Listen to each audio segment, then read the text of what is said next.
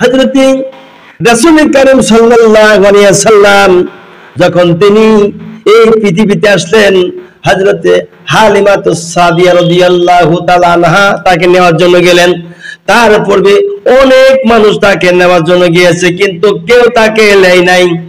উদ্দেশ্য একটাই, এই সন্তান, এতিম সন্তান লালন পালন করলে কোন ব্যক্তি টাকা দিতে পারবে না। তার যদি বাপ নাই, মা কোত্থেকে টাকা দিবে? কোনো ব্যক্তি দিতে পারবে না। এক এক করে আল্লাহর নবীকে দেখে দেখে সব মানুষ চলে যেতে লাগলো। অবশেষে সাদিয়ার গোত্রের মানুষ হযরত হালিমাতুস সাদিয়া আসলেন। আসার পরে নবীজির চেহারার দিকে চাইয়ে, এত সুন্দর মানুষ রে, যেমন চোখ তেমন ভুরু, তেমন মাথা, তেমন হাতের আঙ্গুল, পায়ের আঙ্গুল গুলো, নাক মুখ এত সুন্দর, ঠোঁট দুইটা। এই চেহারার দিকে চাইয়ে হযরতে হালিমাতুস সাদিয়া তিনি বললেন, টাকা দিক আর না দেখি সন্তানকে আমি লেপছি, আমি নিয়ে চলে যাব। স্বামীর কাছে গিয়ে বললেন, স্বামী গো, আমার জীবনে কত ছেলে লালন পালন করেছি, বুকে দুধ পান করিয়েছি, বড় করেছি গো স্বামী। আজকে এমন একটা সন্তানকে দেখেছি, যে সন্তান এত সুন্দর চেহারাবান হয়েছে, এত সুন্দর তার চেহারা, আমি তাকে দেখে আমার প্রাণটা ঠান্ডা হয়ে গেছে। বলে, স্বামী গো, টাকা পয়সা দিক আর না দিক, এই সন্তানকে আমি হালিমা রেখে যাব না। হযরত হালিমাতুস সাদিয়া রাদিয়াল্লাহু তাআলা আনহা স্বামীর সঙ্গে পরামর্শ করলেন। পরামর্শ করার পরে হযরত হালিমাতুস সাদিয়া আনহা স্বামীর পরামর্শ অনুযায়ী রাসূলকে যখন কোলে নিলেন, নবীকে যখন কোলে নিয়েছেন, কোলে নেওয়ার পরে হযরত হালিমা বলেন, আমার মনে হয় যেন আকাশের চাঁদ আমি হালিমা আমার কোলে ধরা দিয়েছে। হযরত হালিমাতুস সাদিয়া রাদিয়াল্লাহু তাআলা আনহা রাসূলকে বাড়িতে নিয়ে গেল। নেওয়ার পর হযরত হালিমা বলেন, আমি যখন বাড়ি নিয়ে যাই, যাবার সময় আমার যে গাধা হাঁটতে পারে না, চলতে পারে না, যেতে পারে না, আমার এই গাধা চলাফেরা করতে পারে না, এমন গাধা আমি নিয়ে গিয়েছি। হালিমাতুস সাদিয়া বলেন যে রাসূলকে আনার জন্য গিয়েছি, যাওয়ার পরে যে গাধা হাঁটতে পায় না, লড়তে পায় না, চলতে পায় না, ধাক্কা দিলে বোধহয় পড়ে যাবে, এমন একটি গাধা। এই গাধার উপরে যখন আল্লাহর নবীকে যখন আমি উঠাই বসাইছি, আমার এই গাধার ওদের থেকে শক্তি আসলো। আমার পূর্বে যারা নবীজিকে নিতে গিয়েছিল, যাওয়ার সময় রাসূল মানুষ করলে টাকা পয়সা দিতে পারবে না, টাকা পয়সা তারা পাবে না, বিধায় তারা রাসূলকে লাইনে ফিরে চলে যাচ্ছে। এই ফেরত যাওয়া মানুষগুলোর যতগুলো গাধা ছিল, প্রত্যেকটা গাধা পার করে আমার এই জীর্ণ শীর্ণ গাধাটি সবার আগে পৌঁছায় গিয়েছে। আল্লাহু আকবার। এই দৃশ্য দেখে আমি চিন্তা করলাম, সাধারণ কোন এটা মানুষ হবে না, নিশ্চয়ই কোনো না কোনো পয়গম্বর হবে, অথবা আল্লাহ রাব্বুল আলামিন কোন একটা ভালো ব্যক্তি হবেন। তা না হলে আমার যে গাধা হাঁটতে পায় না, চলতে পায় না, দৌড়ালে কি করে?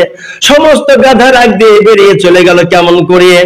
আমি যখন বাইরে গেলাম, মুহাম্মদ সাল্লাল্লাহু আলাইহি ওয়াসাল্লামকে নেওয়ার পরে নজর করে দেখি, আমার বাড়িতে যে ছাগল দুধ দিত না, ওই ছাগলের দুধ হওয়া শুরু হয়ে গেল।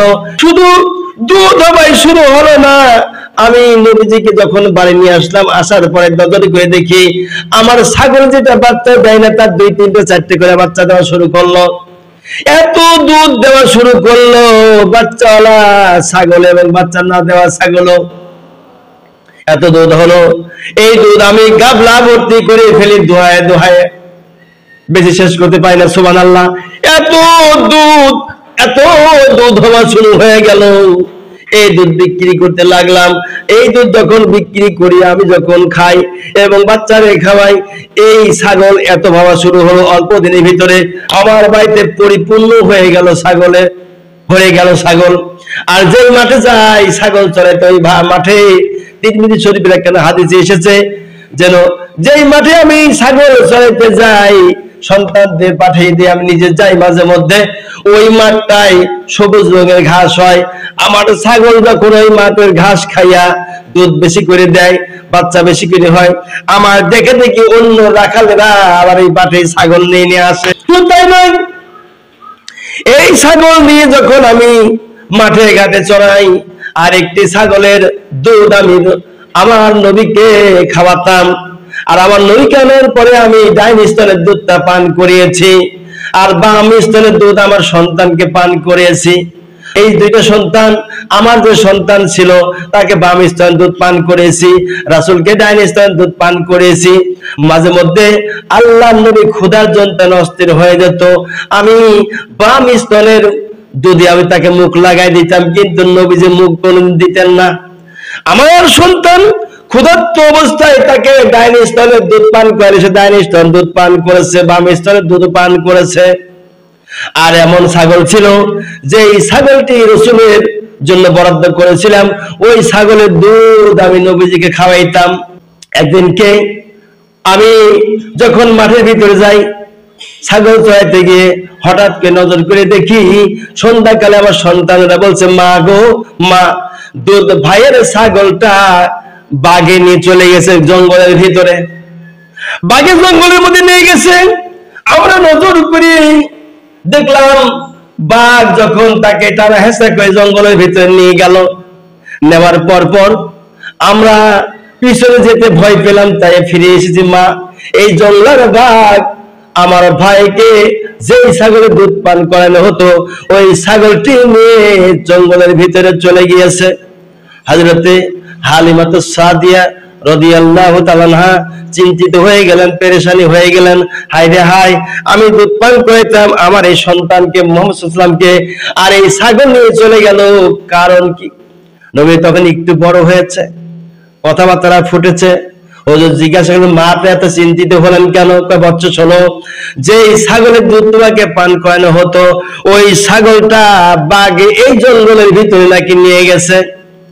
নবীজি বলছেন, মা আপনি চিন্তা করবেন না, যে ছাগল আমার জন্য বরাদ্দ করেছিলাম, দুধ আমি পান করতাম, ওই ছাগল কোনদিনের জন্য কোন বাঘ তাকে খাইতে পারবে না।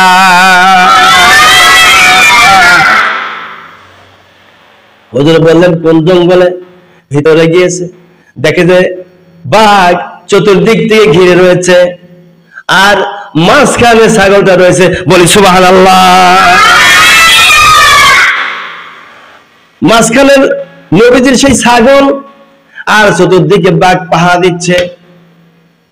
যখন মানুষের আনাগোনা পেল, নবীজি ভিতরে ঢুকলো, ঢোকার পর বলছে, বাঘরা রে, বাঘরা দূর থেকে সালাম জানাইয়া বলে, ইয়া রাসূলুল্লাহ, ওগো নবী, আপনি চেহারাটুকু দেখার জন্য ছাগলকে ধরে নিয়ে এসেছি আমরা। আল্লাহু আকবার।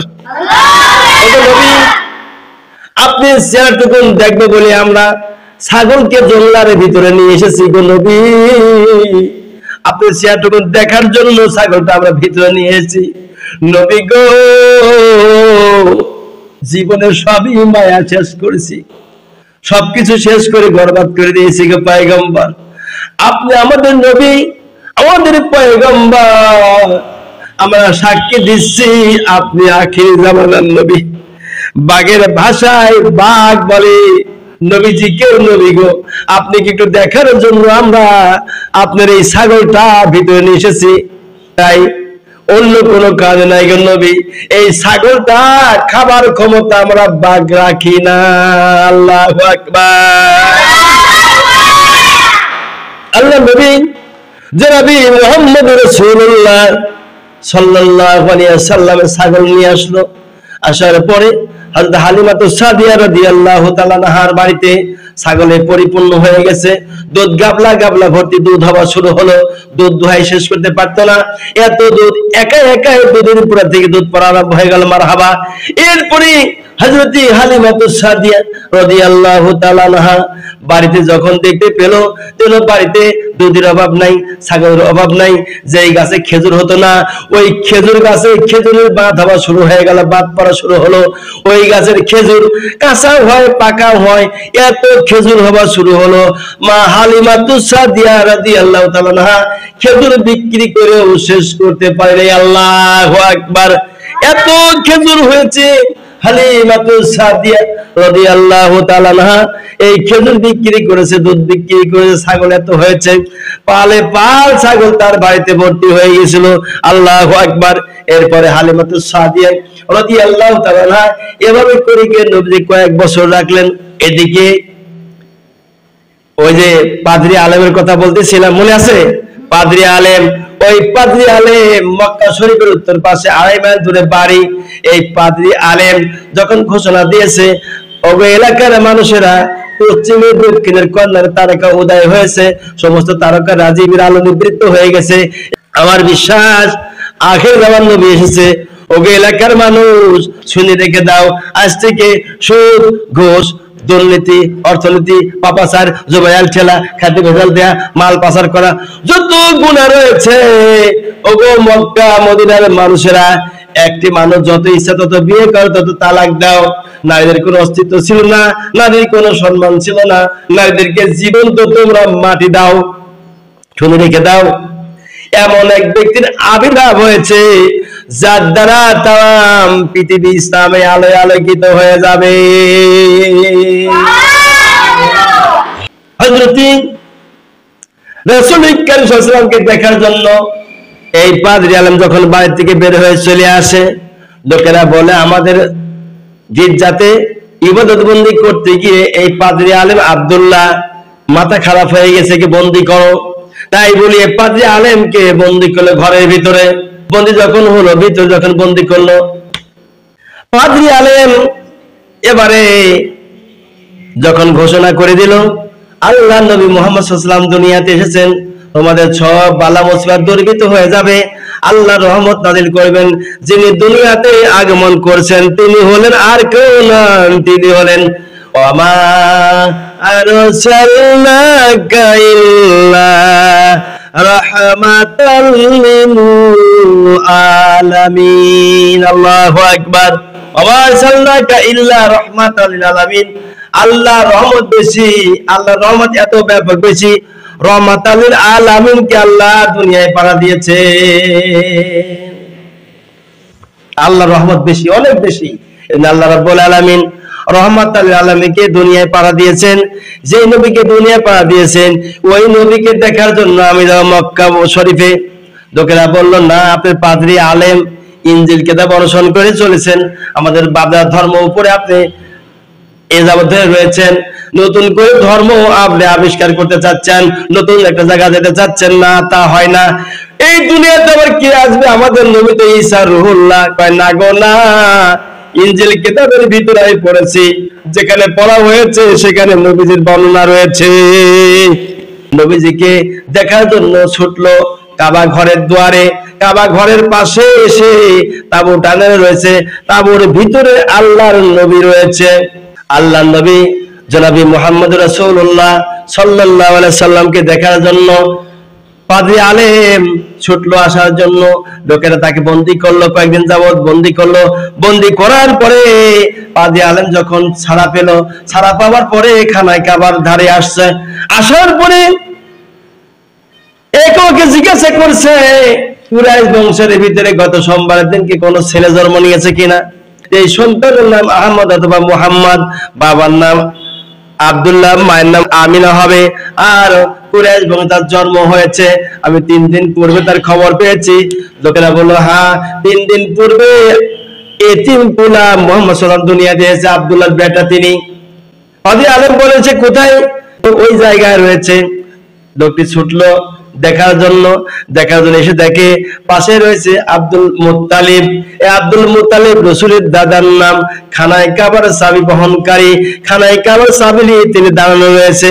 জিজ্ঞাসা করলো পাদ্রী আলেম, বাবাজি আজ থেকে 3 দিন পূর্বে কুরাইশ বংশের কোন মানুষ কি জন্ম নিয়েছে? ছোট মাসুম বাচ্চা যার নাম মুহাম্মদ বা হাম্মাদ হবে, কুরাইশ বংশ জন্ম নিয়েছে, বাবার নাম আব্দুল্লাহ, মার নাম আমিনা। বলে হ্যাঁ, সেই ছেলেটি তো আমার নাতি ছেলে, আমি নাম রেখেছি মুহাম্মদ সাল্লাল্লাহু আলাইহি ওয়াসাল্লাম। আল্লাহর নবী দুজাহানের বাদশা কামলিওয়ালা নবীজি জন্ম নেওয়ার পরেই তো তাকে হালিমাতুস সাদিয়া রাদিয়াল্লাহু আনহা নিয়ে গেছে। পাদ্রী আলমকে জিজ্ঞাসা করলো, পাদ্রী আলম আপনার বাড়ি কোথায়? আমার বাড়ি মক্কা থেকে 2.5 মাইল উত্তরে। এমনি সংবাদ পেয়েছেন যে এখানে একটি কুরাইশ বংশের ছেলে হয়েছে? হ্যাঁ, আমি সংবাদ পেয়েছি, সংবাদ জেনেছি, ইনজিল কিতাবের ভিতরে বিস্তারিত বর্ণনা তার ব্যাপারে রয়েছে। আমি জানি ইনজিল কিতাবের ভিতরে তার ব্যাপারে বর্ণনা করা হয়েছে। আমি তার সন্ধান পেয়েছি, বিদায় আমি এখানে এসেছি তাকে দেখার জন্য। দেখতে পারবেন না গো। সোমবারের দিন জন্ম নেওয়ার পরেই অনেক ডাইনিরা এসেছিল তাকে মানুষ করার জন্য, অনেক লোক এসেছিল মানুষ করার জন্য, কিন্তু কেউ তারে লাই নাই। গরিব একটা ছেলে দেখিয়ে শেষ পর্যন্ত সাদিয়া গোত্রের মানুষ, নাম হলো হালিমাতুস সাদিয়া, এই হালিমার নামে একটি মহিলা স্বামীর সঙ্গে পরামর্শ করে নিয়ে চলে গেছে। পাদ্রী আলমটি নবীজির ব্যাপারে বললেন, ওগো আব্দুল মুত্তালিব, সাধারণ কোনো তিনি মানুষ নয়, কিন্তু এটা সাধারণ কোনো মানুষ নয়, এটা এমন এক ব্যক্তি যাকে আমি চিনেছি, জেনেছি, যার ব্যাপারে ইনজিল কিতাবের মধ্যে বিস্তারিত বর্ণনা রয়েছে। সুতরাং ফুলের কাঁটার আঁচড় যেন সন্তানের গায়ে লাগে না, আপনি একটু খেয়াল রাখবেন। পাদ্রী আলেম নবীজিকে দেখতে না পারিয়ে হার্ট অ্যাটাক করে পাদ্রী আলেম সেখানে ইন্তেকাল করেন। ইন্না লিল্লাহি ওয়া ইন্না ইলাইহি রাজিউন।